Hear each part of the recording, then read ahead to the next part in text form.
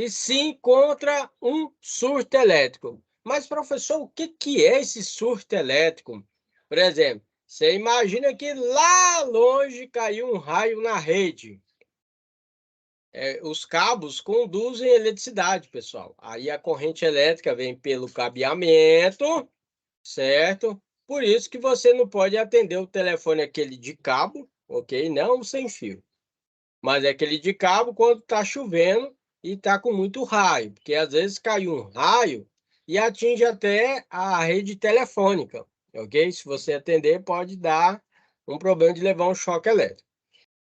Quando cai o raio, uma determinada distância, vem esse surto elétrico na rede e tudo que é equipamento eletro ou eletrônico, pessoal, queima. Como assim, professor? Televisão, ar-condicionado, aqueles videogames de alta tecnologia que nós temos aí, certo? O computador, para ele se comunicar com a internet, pessoal, ele tem internamente o que nós chamamos de placa de rede. Então, você imagina que você conecta um cabo ali na placa de rede e desse cabo vai para o nosso hub que está interligado com a internet e está interligado com o mundo, né? Qual que é o detalhe? Quando tem esse surto elétrico, queima tudo que é placa de rede dos computadores, ok? Para evitar isso, então, nós utilizamos o DPS, ok? Então, tem o seguinte, ó. Aqui a ligação dele é simples. Você vai chegar o fio fase e neutro aqui em cima, ó. Fase aqui, no outro neutro, se for monofásico. Depois eu vou mostrar a ligação para vocês. E embaixo a gente leva para o terra, ok? Tendo um surto elétrico, ele vai conduzir da fase para o terra e vai desarmar o circuito. Aqui no caso aqui, pessoal, ele tem um mostrador na frente, tá vendo? Quando ele está ok, certo? Em pleno funcionamento, ele fica na cor verde. Então fica verde aqui na frente, ó. Quando ele está acionado, ele fica na cor vermelha. Professor Alan já foi fazer uma manutenção elétrica em uma casa. Imagina, à noite, tinha já passado um temporal com raio e tudo mais, e final de novela. Aí o professor Alan chegou lá, o povo tudo desesperado para assistir a novela e sem energia. Só que um detalhe, tinha energia no padrão, né? Lá de fora a gente tem um padrão, né? Monofásico, bifásico e trifásico. Então tinha energia no padrão, mas dentro da casa não tinha energia. Aí eu fui lá dentro e verifiquei que o DPS estava desarmado, ou seja, ele fica vermelho. Aí o que eu tive que fazer? Eu peguei, comprei outro DPS. Primeiramente eu peguei e interliguei o circuito, ok? Depois, no outro dia, levei o DPS e coloquei novamente no local, ok? Certo? Então, esse aí é o nosso DPS que protege contra surtos elétricos. Pessoal, mas é só contra raio? Não é não. Você imagina que no seu bairro acabou a energia. Como acabou a energia, o que acontece? Foi desligado todos os consumidores da rede elétrica, pessoal. Quando voltar essa energia, o que ocorre? Vai começar a ligar gradativamente. E um valor de corrente e tensão pode ter um surto elétrico. Esse surto elétrico pode queimar seus equipamentos, ok? Que equipamentos? São equipamentos, repetindo, eletroeletrônico, né? Ar-condicionado, o controle do ar-condicionado, a televisão, videogame, ok? Então, temos que tomar cuidado. Aquela TV com uma maior tecnologia de 70 polegadas, 55 polegadas, ok? Para evitar o surto elétrico, utilize o DPS, certo? Então, aqui embaixo, ó, e detalhe, as pessoas falam assim, ó, nossa, caiu um raio lá perto de casa lá e queimou minha televisão, queimou meu videogame, queimou o ar-condicionado, queimou tudo. E lá em casa tem disjuntor, pessoal. Disjuntor, A função dele é proteger contra curto-circuito e uma possível sobrecarga.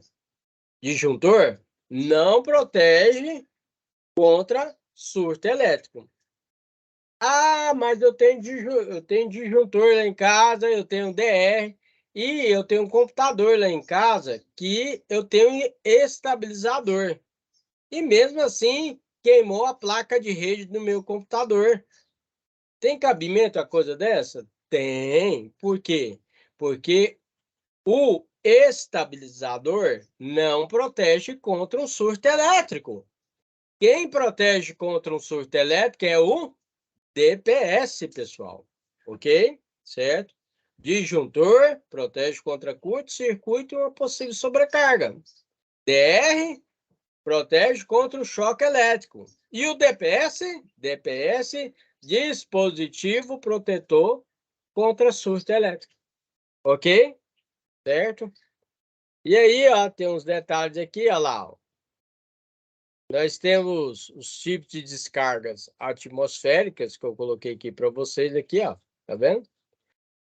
Descarga atmosférica sobre linha aérea, elétrica ou telefônica. Então, pode cair um raio tanto na parte elétrica, da linha elétrica, como do telefone. Por isso, você tem que tomar cuidado. Dica do especialista. Você que tem o celular, tem negócios a resolver de extrema urgência, não utilize seu celular com o carregador na tomada e atenda o telefone, porque o telefone tem uma fuga de corrente e uma área sensível do corpo humano que tem menor resistência é a orelha. E aí você pode levar uma fuga de corrente na orelha, certo?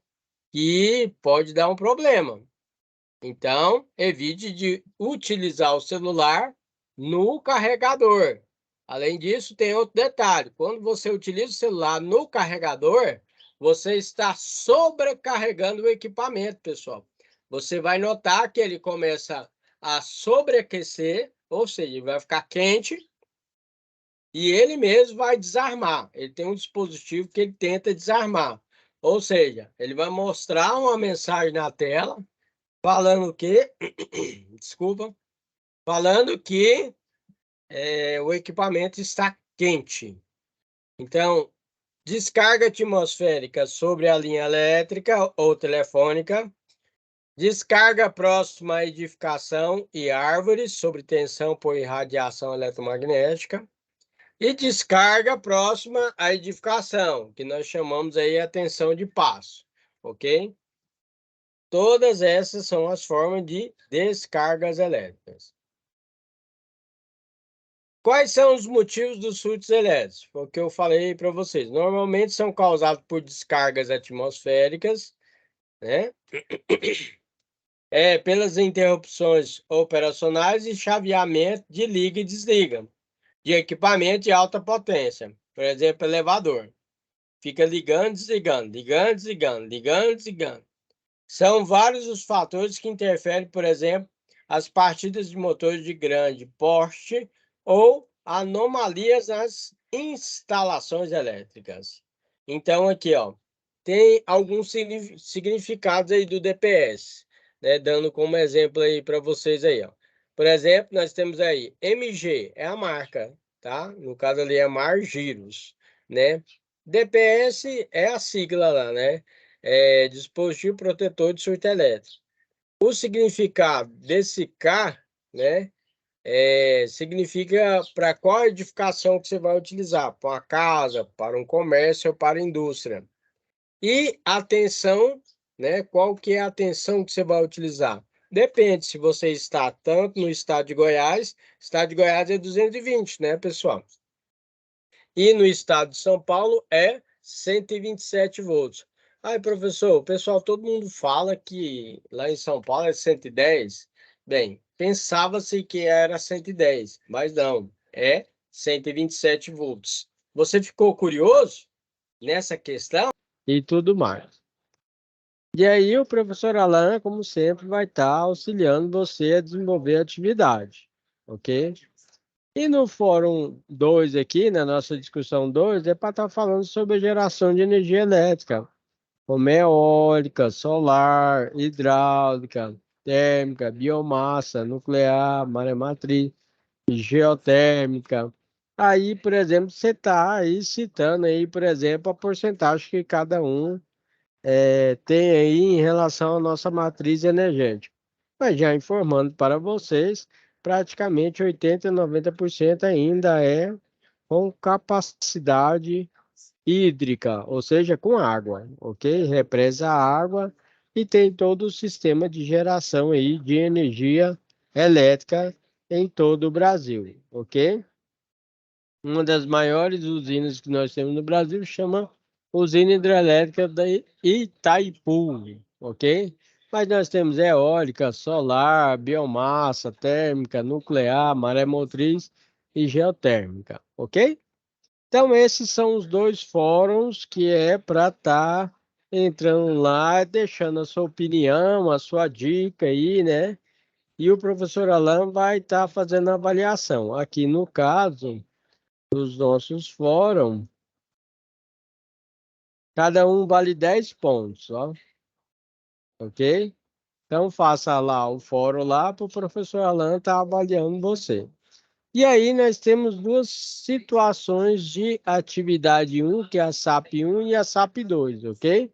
Aí, pessoal, quando vocês forem desenvolver aí tanto a SAP 1 como a SAP 2 e as atividades é o mesmo, tá bom?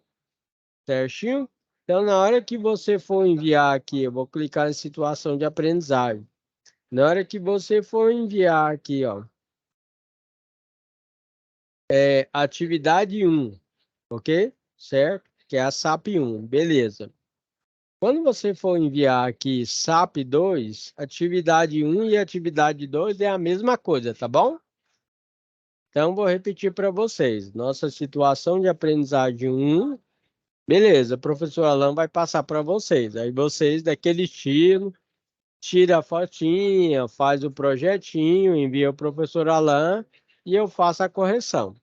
Agora, na SAP 2, você está vendo que tem atividade 1 e atividade 2? É praticamente a mesma atividade. Então, o que você vai fazer?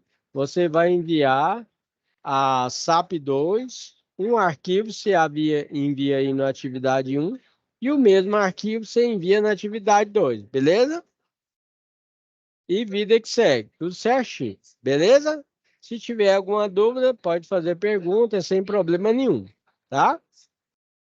Então, o professor Alan preparou a aula aqui para vocês, vou estar falando, né, sobre o nosso conteúdo e sobre também os nossos fóruns e as nossas situações de aprendizagem. Então, aqui nós temos as instalações de sistema elétrico de potência. Seja bem-vindo aí a mais uma matéria fascinante aí, né, com o professor Alan.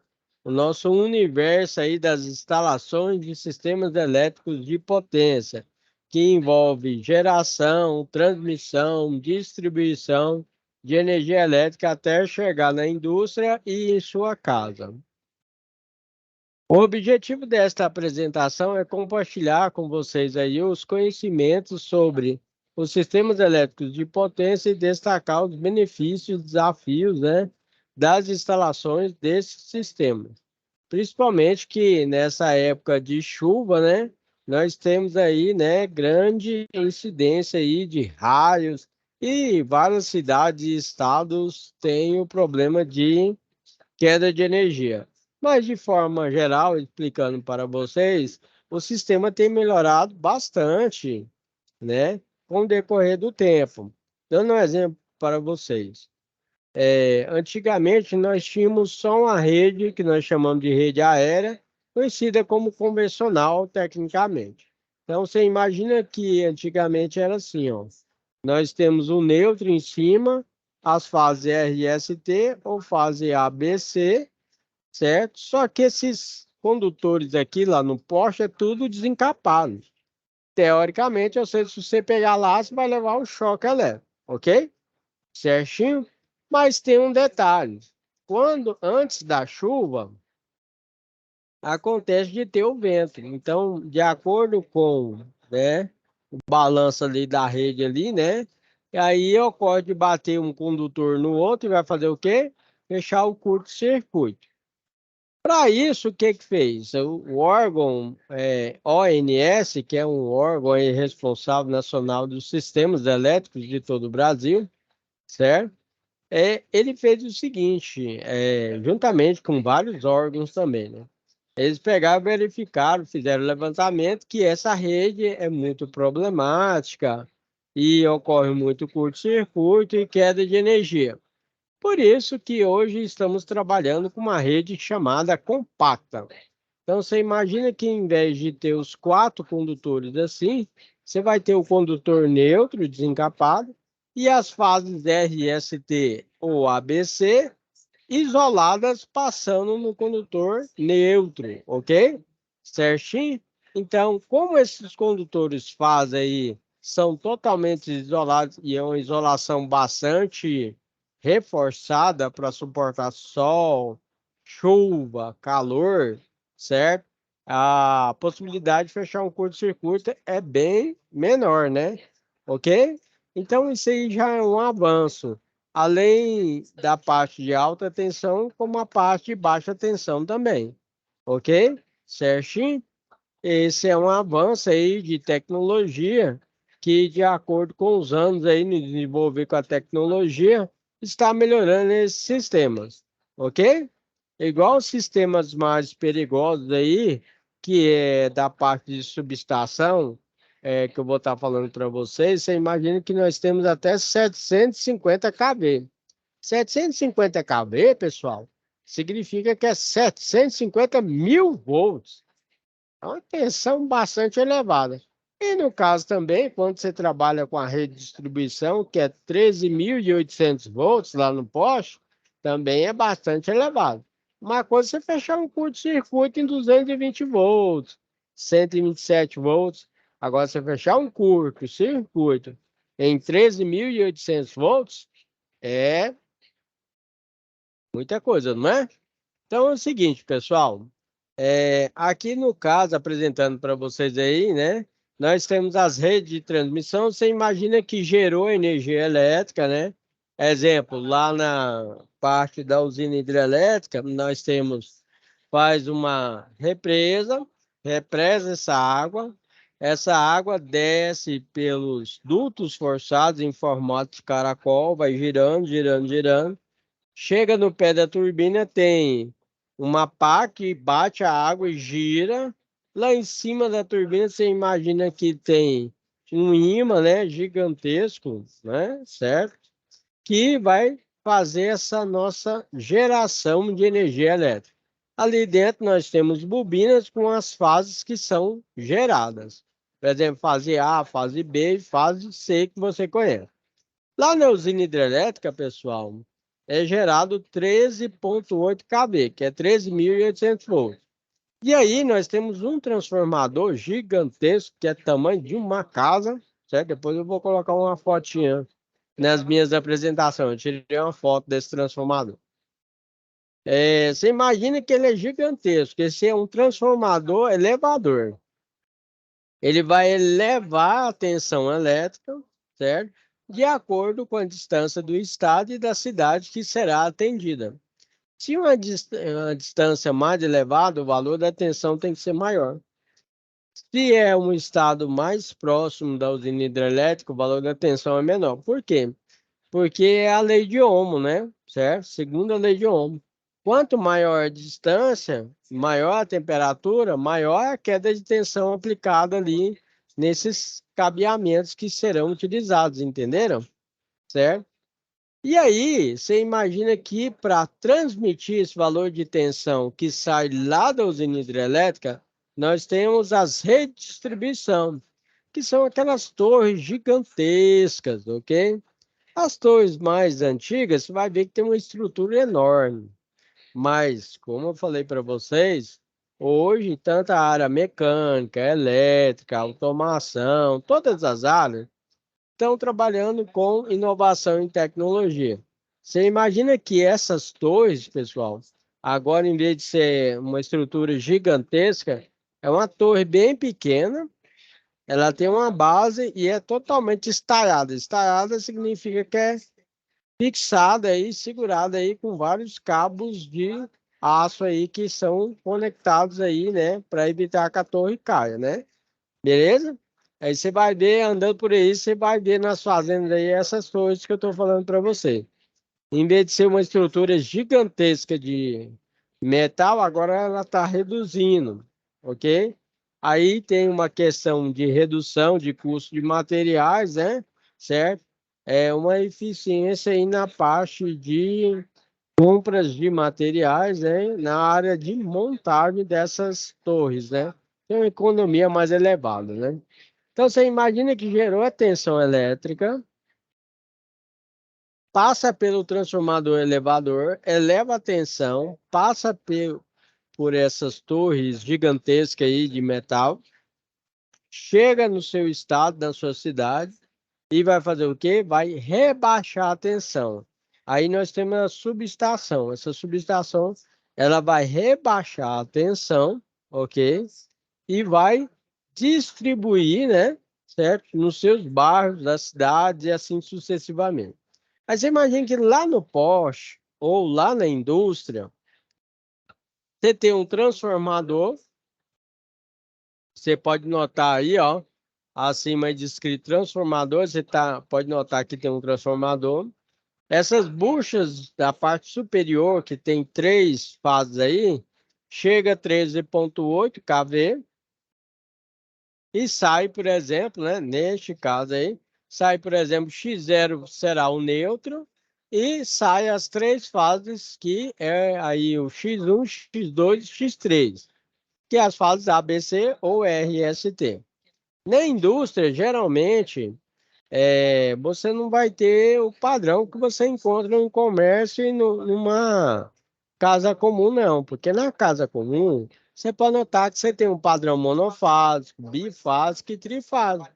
Mas, como a indústria tem uma potência de 75 quilowatts, 66 kVA acima, já não utiliza esses padrão. Ele utiliza o quê? Uma subestação interna ou externa, ok? Que a gente fala que é ao tempo.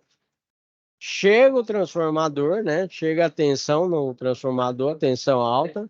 Essa tensão pode ser 13,8 kV ou pode ser 34,5, 34,6, 36,4. Vai depender de acordo com a concessionária, de acordo com a fábrica que está solicitando o fornecimento de energia. E aí, da mesma forma, vai sair, rebaixar a tensão para 220 volts e 380 volts aí, no caso do trifásico. Esses exemplos que eu estou citando para vocês é para o estado de Goiás.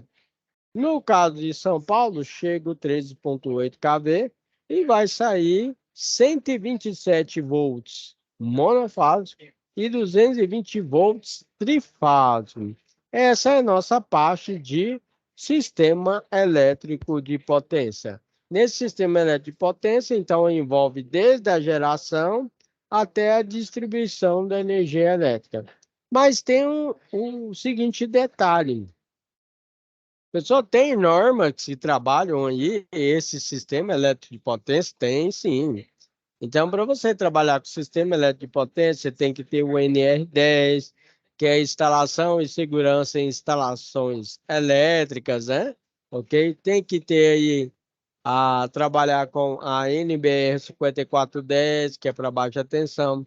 Tem que ter cursos de NR35, que já trabalha com escada, andame, né, que já envolve altura. Quando você vai trabalhar com ambiente confinado, tem que ter curso de NR33, e assim tem várias NRs aí que você vai fazendo os cursos. Quando o cidadão aí vai querer trabalhar como eletricista de média e alta tensão, ele faz treinamento, por exemplo, a gente fala que é RAR, né? Que é para você ter um acesso seguro à rede aí. Ele verifica aí toda a questão de subir no poste com segurança. utilizar cinto de segurança, talabache, capacete, óculos, balaclave, luva raspa, luva de borracha. A bota tem que ser de borracha sem biqueira de aço, né? Então, tem todos os procedimentos de segurança que o pessoal tem que fazer. Pessoal, eu estou fazendo um curso de técnica eletrotécnica. Eu estou fazendo um curso de engenharia elétrica. Eu estou autorizado a subir no poste, dar manutenção e tudo mais? Não está. Por quê? Porque você tem que passar, apesar que você tem aí um básico aí de NR10, você tem um básico aí de instalações elétricas, um básico o que que é alta tensão, o que que é baixo, mas não, para a situação real, você faz uma parte teórica e uma parte prática, certo? Por exemplo, você tem aula de instalação de sistemas elétricos de potência, tanto na parte de segurança como na parte de instalação e manutenção, ok? Ou seja, depois dos cursos, você ainda tem que subir, tem que pegar a viatura, por exemplo, tem que estacionar lá próximo do poste, se for motorista ou não. Aí tem que preencher o que nós chamamos de APR, que é a análise preliminar de risco. Tem que envolver a central, que é o COD, né? Informando aí que você é capacitado, habilitado aí, qualificado para realizar a tarefa, certo? E aí tem um pessoal que tem um treinamento para ficar só no solo, que é embaixo, e tem um pessoal que faz o treinamento para ficar tanto no solo como subir lá na rede e fazer o fechamento, abertura do fusível, trocar transformador, trocar cruzeta, trocar para-raio, instalar para-raio e assim sucessivamente.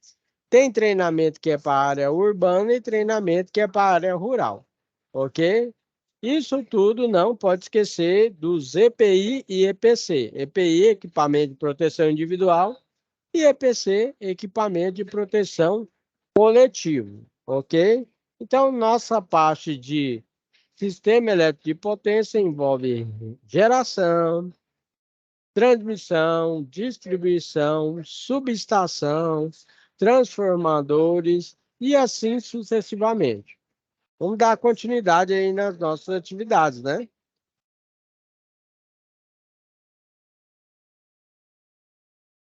Quais são os benefícios aí das nossas instalações aí de sistemas elétricos de potência? Oferece confiabilidade, flexibilidade, eficiência e sustentabilidade. Então, nós temos aqui as instalações, né, adequadas, garantem o bom fornecimento confiável de energia elétrica. Quando não está confiável, o que que ocorre? Tem chuvas, vento, o que que ocorre? Pode ocorrer o acidente, verifica a questão de fechar um curto-circuito, tem que acionar viaturas, prestadores de serviço para realizar o serviço. Só que tem o seguinte, pessoal, as prestadores de serviço não pode, que é o que a população não entende. A prestadora de serviço, né, e seus funcionários, que vai, por exemplo, ocorreu aí o rompimento de cabo, tá chovendo demais, tem tempestade e tudo mais.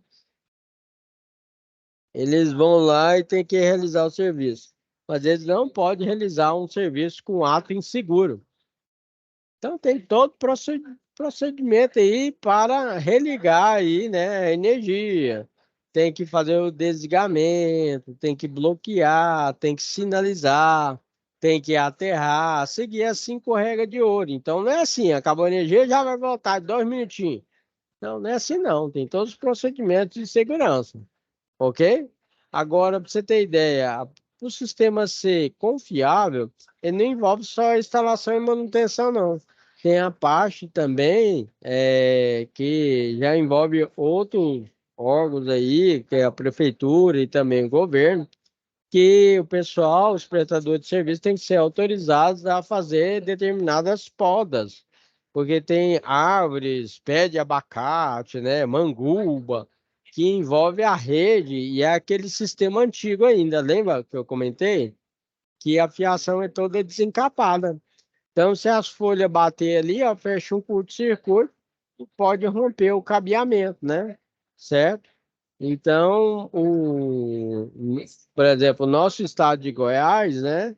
A central elétrica que trabalha aqui, os prestadores de serviço têm muito trabalho aí pela frente, porque agora nós estamos aí no período chuvoso. Nesse período chuvoso aí, que a gente chama de ponta úmida, ocorre o quê? Tem raio, tempestade, queda de árvore, né?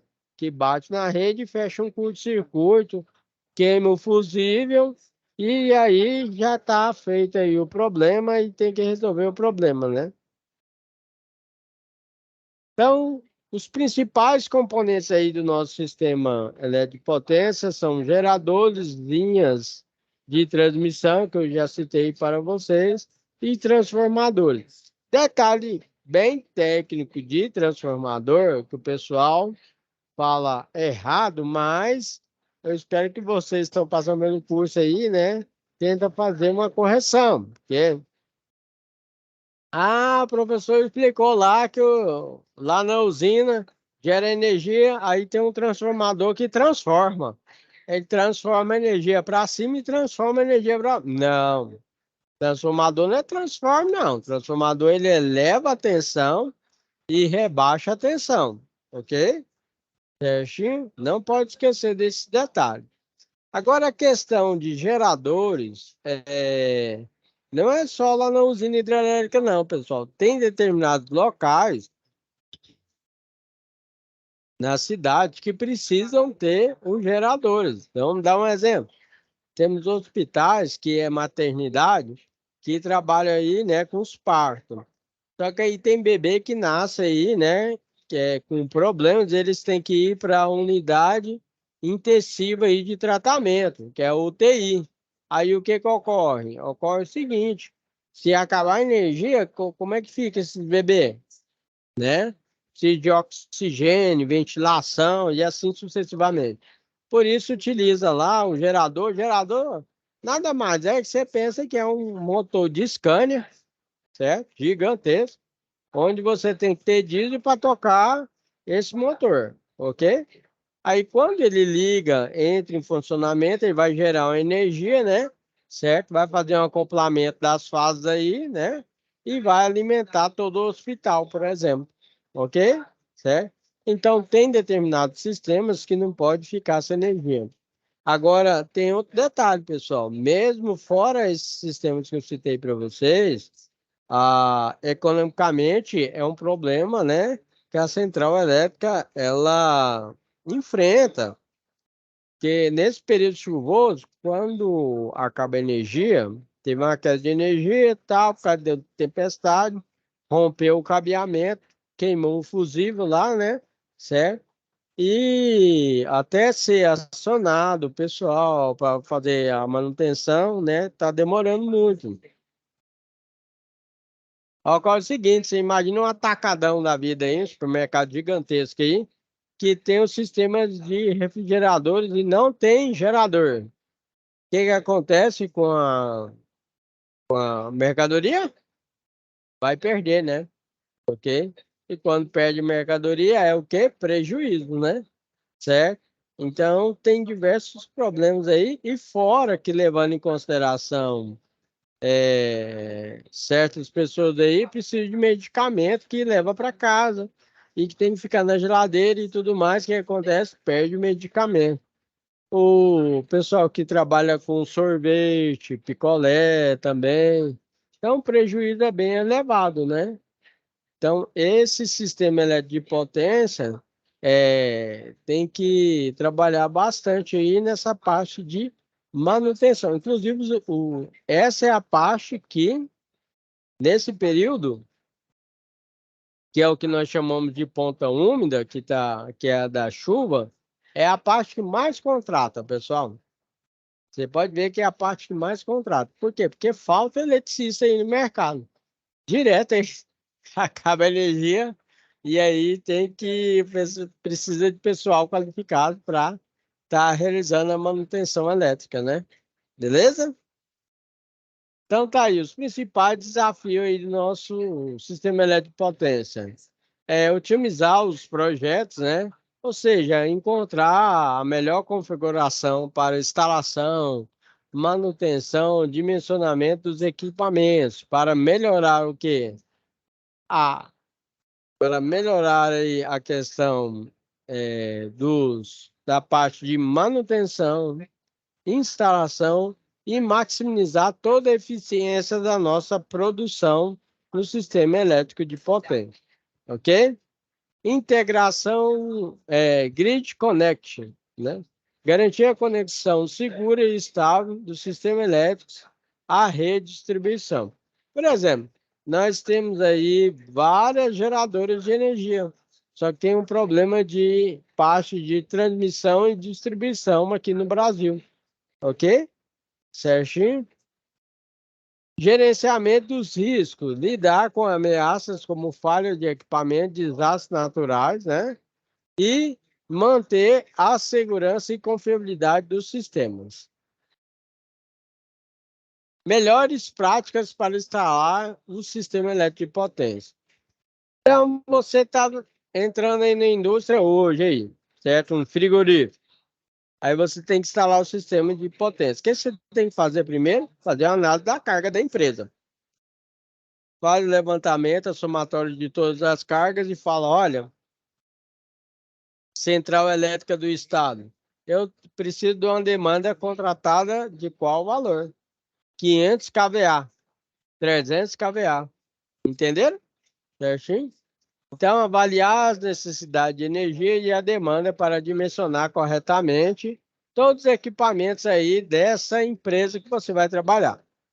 Depois que você fez isso aí, né, você tem que fazer um planejamento aí, né, otimizado, integrado aí e coordenar todo o trabalho entre fornecedores, engenheiros, técnicos, eletricistas, toda a equipe que vai instalar para evitar atrasos, tanto não na instalação quanto também na aquisição dos materiais. Por exemplo, o pessoal da almoxarifado tem que ter um controle legal, né, na compra dos equipamentos e assim sucessivamente.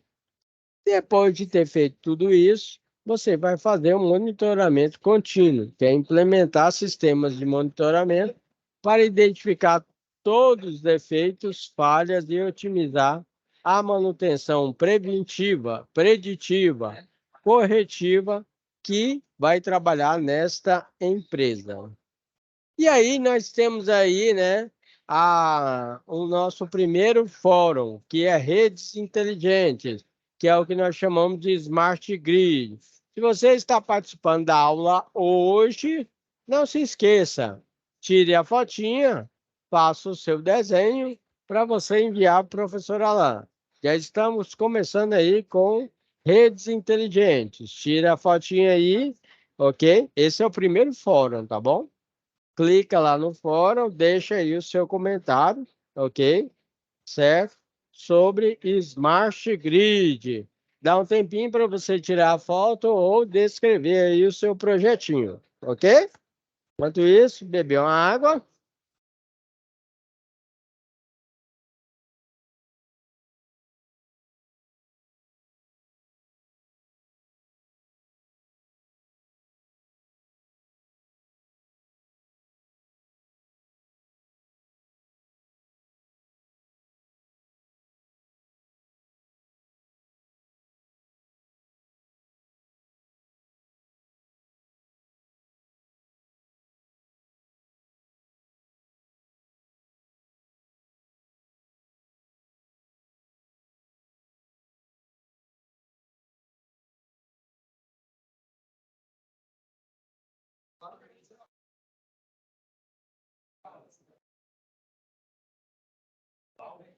Dando continuidade em nosso fórum de discussão sobre Smart Grid. Então, Smart Grid é algo difícil de se definir em poucas palavras, porque aí é uma conexão em vários sistemas, ok? Sistemas de geração, sistemas. O objetivo hoje, por exemplo, é o seguinte, pessoal. Em sua casa, por exemplo, tem um projeto aí de todas as centrais elétricas do Brasil de fazer o seguinte, retirar o medidor que tem lá e colocar um medidor chamado medidor eletrônico. Esse medidor eletrônico, para evitar falhas, fraude e tudo mais, ele será conectado direto com a rede, conectado direto com a central de controle. Então não vai, você atrasou a energia aí de sua casa aí, por exemplo, 3 meses. Aí o que que eles vão fazer? Eles pegam, a ideia é essa, né? Eles pegam lá da central, eles vão cortar a sua energia. Entenderam? Certo? Então o sistema, você imagina que ele será todo interconectado. Sistema de geração, produção, instalação, distribuição. Certas partes já está sendo conectada, tá bom? Mas a ideia geral, por exemplo, já começa por aí, que é o quê? Trocar todos os medidores, aqueles antigos, e vai colocar aquele medidor eletrônico. Você vai ver que ele fica piscando um LED lá, ó, quando você está tendo consumo de energia. Aí ele vai ser conectado com a internet, e aí vai ser o seguinte, qualquer problema que tiver, ele vai fazer aí o corte da sua energia e todo monitoramento também de conta de energia, essas coisas, já vai ficar automaticamente lá no COD, que vai emitir isso aí para você, para o seu e-mail, ou chegar aí a conta na sua casa, ok? Então, não é uma tecnologia simples, né? Ou uma metodologia simples, né? É um novo conceito aí, né? Que engloba todos os equipamentos, né? Abrangendo diversas áreas de conhecimento. Por isso que nós falamos que o processo de tornar um sistema elétrico inteligente é uma evolução e não um evento pontual. Está participando da aula hoje? Está assistindo essa aula gravada? A hora é agora. Esse aí é o nosso fórum de discussão 1. Fórum de discussão 1, certo? Você vai tirar sua fotinha, vai descrever aí e enviar para o professor Alan fazer a correção, ok? Aguardar alguns minutinhos aí para você tirar sua fotinha, descrever e enviar para o professor Alan, ok? Lembrando que qualquer dúvida você pode deixar no comentário aí ou enviar, mandar uma mensagem para o professor Alan, que eu vou estar te auxiliando no desenvolvimento dessa atividade.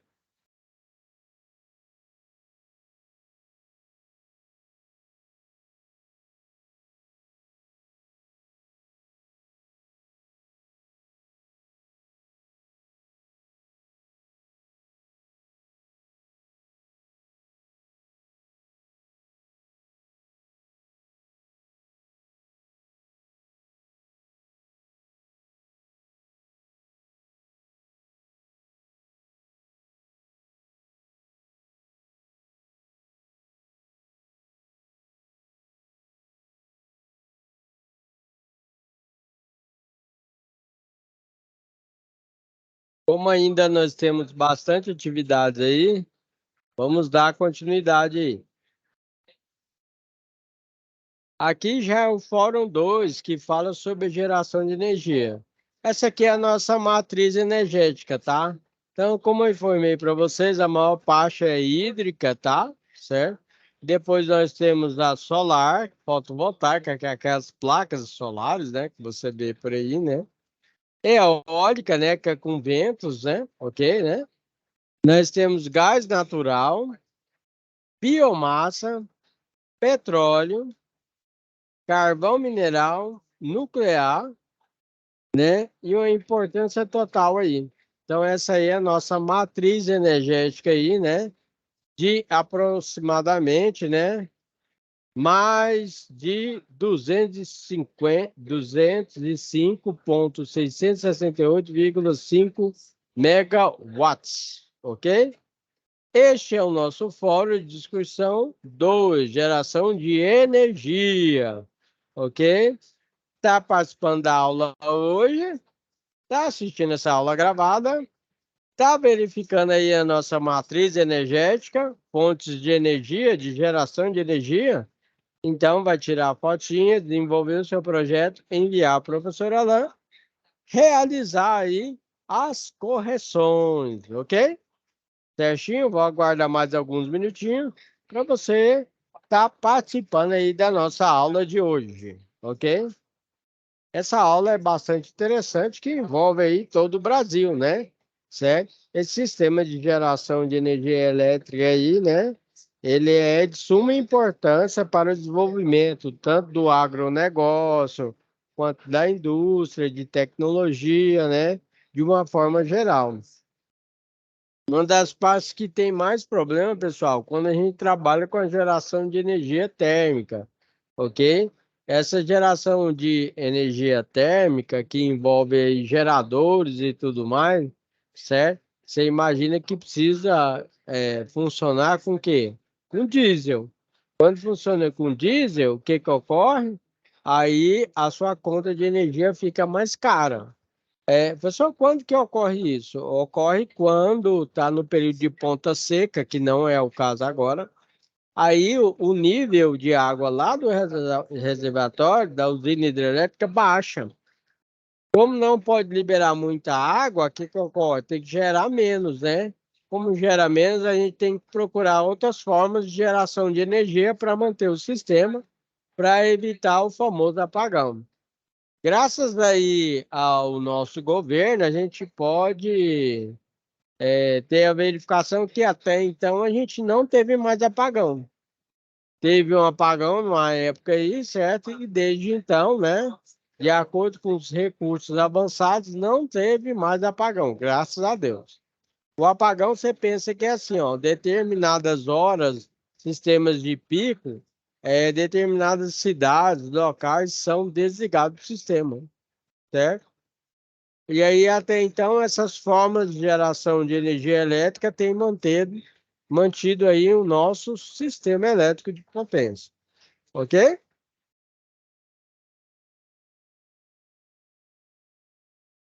Agora, já partindo para a nossa finalização aí da atividade, que eu ainda tenho que demonstrar para vocês a situação de aprendizagem um e a 2, lembra? Então, esses foram os fóruns, fórum um, fórum 2, e agora aqui, ó. Nós temos a situação de aprendizagem um, que é o quê? Um checklist aí, certo, né? Certo, que a gente verifica aí, né? Dos equipamentos que tem na nossa subestação. Por exemplo, aqui, ó. Tudo que tem, você vai colocar marcar o X, tá vendo? O que não tem, coloca não, certo? E se está muito bom ou bom, por exemplo, ó. A subestação encontra-se aterrada? Sim. Existe sinalização? Sim. Dando um exemplo, né? Utilização de equipamento de proteção individual? Sim. E assim sucessivamente. Tem toda uma descrição aqui. Está participando da aula hoje? Está assistindo essa aula gravada? A hora agora. Essa aí é a nossa situação de aprendizagem um, onde envolve o checklist aí de todos os equipamentos existentes em uma subestação. Professor, eu não consigo aí verificar aí a imagem direitinho. Tira a foto, dá uma ampliada aí, dá uma melhorada na imagem, né? E envia para o professor Alain, ok? Essa é a nossa situação de aprendizagem 1, que envolve um checklist de todos os equipamentos existentes em uma subestação.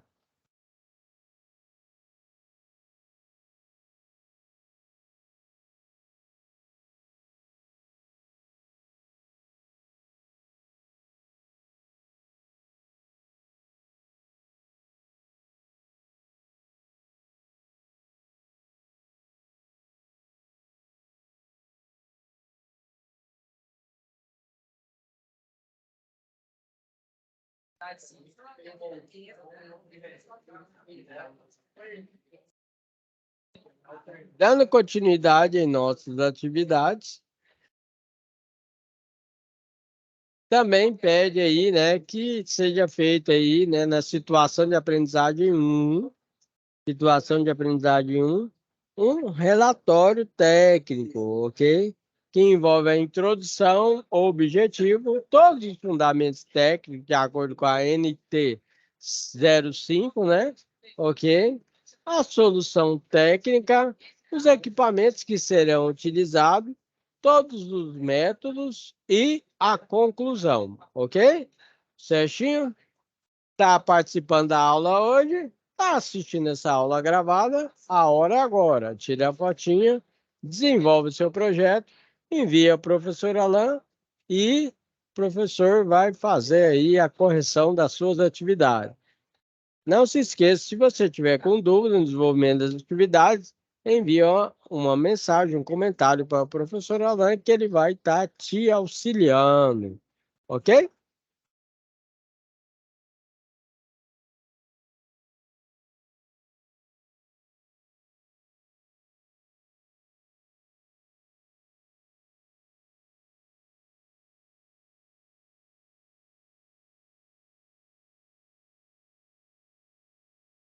Então, para finalizar nossa aula de hoje aí, né, certo? Nós estamos também aí a situação de aprendizagem 2. Situação de aprendizagem 2 já é o relatório, né, com análise das causas e consequências de condutores que vão no solo. Por exemplo, tem uma introdução que fala, ó, muitas causas possíveis para que um condutor venha tocar o solo, né? Nós temos aí a importância de ir ao campo e analisar o local de rompimento para que sejam tomadas as ações, né, técnicas, né, utilizando aí materiais corretos para que seja feita a manutenção de maneira efetiva, segura e correta, ok? O objetivo, então, este relatório tem como objetivo verificar, né, e analisar causas e consequências dos condutores ao solo, ok? E aí você coloca a parte dos fundamentos técnicos e a conclusão. Essa é a nossa situação de aprendizagem 2. Já finalizando a nossa aula de hoje, né? É que nem eu falo, a aula do professor Alan teria que ser umas 2 horas, né? 1 hora já não dá para passar todo o conteúdo, mas eu tento passar de uma forma clara e também auxiliar os alunos a desenvolver as situações de aprendizagem. E no nosso caso dessa atividade, nós temos o fórum.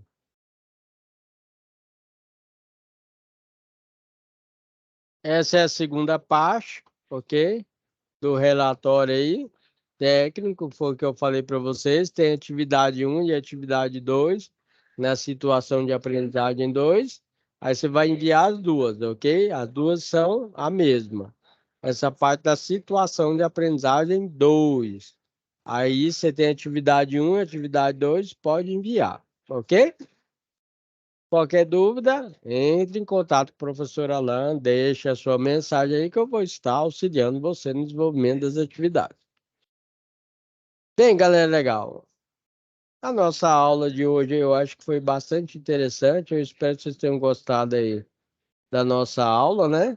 Tentei passar aí o conteúdo de forma clara para vocês sobre instalação do sistema elétrico de potência. Na próxima aula, vamos estar dando continuidade das atividades aí, certo? Assim que possível, desenvolva aí as atividades de fórum, situação de aprendizagem 1 e situação de aprendizagem 2. Vou repetir, na situação de aprendizagem 2, nós temos duas atividades avaliativas, você vai enviar a mesma atividade. Envia em um e depois envia no outro que eu vou estar fazendo a correção. Eu gostaria de agradecer a presença do Marcos, do Tiago, Sebastião, Gerson e Tiago. Ok? Certinho? Desejo a todos aí um ótimo final de semana. Fica com Deus e boa sorte. Qualquer dúvida pode estar entrando em contato com o professor Alan. Desde já agradeço a presença de vocês.